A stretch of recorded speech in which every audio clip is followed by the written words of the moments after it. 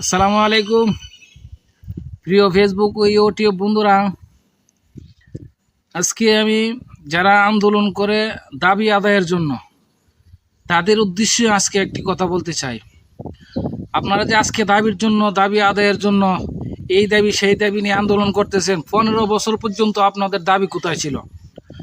15 বছর পর্যন্ত আপনাদের দাবি কোথায় ছিল? 15 বছর পর্যন্ত তো আপনারা গর্তের ভিতরে লুকিয়েছিলেন। তারা জীবন দিয়ে, রক্ত দিয়ে, মার কুল খালি করে আপনাদেরকে গর্তের ভিতর থেকে বের করেছে, স্বাধীনতা দিয়েছে। স্বাধীনতা দিয়েছে, এটা কি তাদের পাওনা ছিল? 2 দিন হয় না আপনারা তাদেরকে চাপ দেওয়া শুরু করছেন যে আমাদের দাবি দিতে হবে, দাবি আদায় করতে হবে। এটা বিষয়টা কি? এখন কোনো দাবি চাওয়াটাই অবৈধ। কোনো দাবি চাওয়া যাবে না। যে কোনো দাবি, বৈধ দাবি, সঠিক হোক বেঠিক হোক, কোনো দাবি বৈধ নয়। আরে আমাদের গলার মধ্যে তো ফাঁসির দড়ি ছিল। ফাঁসির দড়ি ছিল না, ফাঁসি দিয়ে লটকিয়ে রেখেছিল। আমরা মরতেও পারছি না, জীবিত থাকতে পারছি না, এমন অবস্থায় 15 বছর ছিল। ওরা রক্ত দিয়ে, রাস্তার মধ্যে জীবন দিয়ে, মার কুল খালি করে আমাদের গলা থেকে সেই ফাঁসির দড়ি ছুটায়ে আমাদেরকে মুক্তি করছে। এখন আমরা তাদের সাথে সহযোগিতা করব না করে আমরা কি করতেছি? দাবির জন্য তাদেরকে ছাপ দিতেছি। এটা কি পাগলামি? এটা স্বার্থপর। এটা স্বার্থপর। এটা দাবি আদায় না, দাবি আদায়ের জন্য আন্দোলন না, এটা স্বার্থপর। ছোটবেলা পড়তাম যে এক বাঘ হরিণ শিকার করছে। হরিণ শিকার করতে যাইয়া, হরিণ খাইতে গিয়া হরিণের একটা হাড় গলার ভিতরে লেগে গেছে। গলার ভিতরে লেগে যাওয়ার পরে সেই হাড় তো আর বের করতে পারে না, আর কোনো খাইতেও পারে না। না খাইতে এই অবস্থায় বাঘ প্রায় মরার পথে, প্রায় মৃত্যু শয্যায়।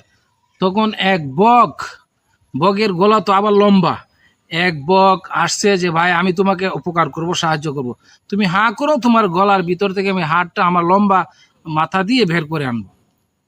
তখন বাঘে আনন্দ পাইছে, বলে এত উপকার করতে পারলে কি হয়, আমি তো প্রায় মরার পথে, মরণ থেকে তুমি আমাকে বাঁচাইবা, ভাই তুমি আমাকে বাঁচাও।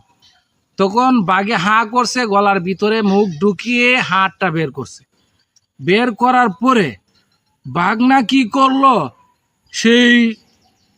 এই বককে খাওয়ার জন্য লাভ বসিয়ে দিল। তো কি করলো, বকে এত বড় উপকার করলো, তার জীবন রক্ষা করলো, সে মরার পর থেকে তাকে তুলে এনেছে, হাড় গলার ভিতর থেকে বের করে দিছে, এখন খাওয়ার জন্য লোভ করে ফেলেছে। আমরা তো সেই বাঘের চেয়ে আরো ভয়ঙ্কর খারাপ। তারা রক্ত দিয়ে, জীবন দিয়ে আমাদের গলা থেকে হাড় কাটা বের করে দিয়েছে, আমরা সুস্থির নিঃশ্বাস ফেলেছি। এবং তাদেরকে আমরা 2 দিন যেতে না যেতে তাদেরকে চাপ দেওয়া শুরু করছি যে আমাদের দাবি আদায় করতে হবে। আরে তুমি দেশের জন্য, দেশ তো পঙ্গু করে দিয়েছে, কোটি কোটি টাকার ঋণ দেশকে পঙ্গু করে দিয়েছে। তুমি দেশকে সোজা হয়ে দাঁড়ানোর একটা সুযোগ দাও, সেই সুযোগটা না দিয়ে দেশ রসাতলে যাক। তোমার স্বার্থের জন্য আমার দাবি দিতে হবে, দাবি আদায় করতে হবে। তো এই ঋণ কে দিবে? তোমার দাবি ওরা আদায় করবে কেন? আরেকজন বলতে শুনছি যে মুসলিম আনসারদের সাথে দাঁড়াও। এই মুসলিম আনসারদের সাথে দাঁড়ানোর জন্য তাদেরকে অত্যাচার, এবং কে করেছে তাদেরকে অত্যাচার? এটা করছে কে? তারা মজলুম কার কাছে মজলুম? কে তাদেরকে জুলুম করেছে? তাদেরকে জুলুম করেছে 15 বছরের সরকার। তো 15 বছর সরকার জুলুম করেছে। 15 বছর সরকারের মুখ খুলে বলতে পারল না, বের হতে পারল না দাবি আদায়ের জন্য, তাদের পাশে দাঁড়াইতে পারলো না, একটা আন্দোলন করতে পারলো না। তারা তো আর তোমাদের উপর জুলুম করে নাই, অত্যাচার করে নাই। তো তাদের বিষয়ে মুসলিমদের পাশে দাঁড়াও, কি একটা সুন্দর কথা। কোটি কোটি টাকা ঋণ করে দেশকে পঙ্গু করে দিয়েছে, দেশ সোজা হয়ে দাঁড়ানোর একটা সুযোগ দাও। আমি তো চাই এইটা যে কোনো দাবি নয়, কোনো দাবি এখন নয়, দেশকে সোজা করে দাঁড়ানোর জন্য নিজে কষ্ট করে হলো 1 বছর তাদের সাথে সহযোগিতা করব। তারপরে দেশ দাঁড়ানোর পরে তখন আমি আমার চাওয়া পাওয়া তাদের কাছ থেকে চাইব।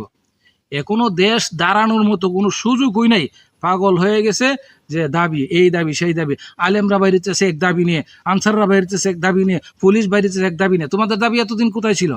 এটা পাগলামি, এটা দালালি, এটা ভারতের দালালি, হাসিনার দালালি, এটা দাবি নয়।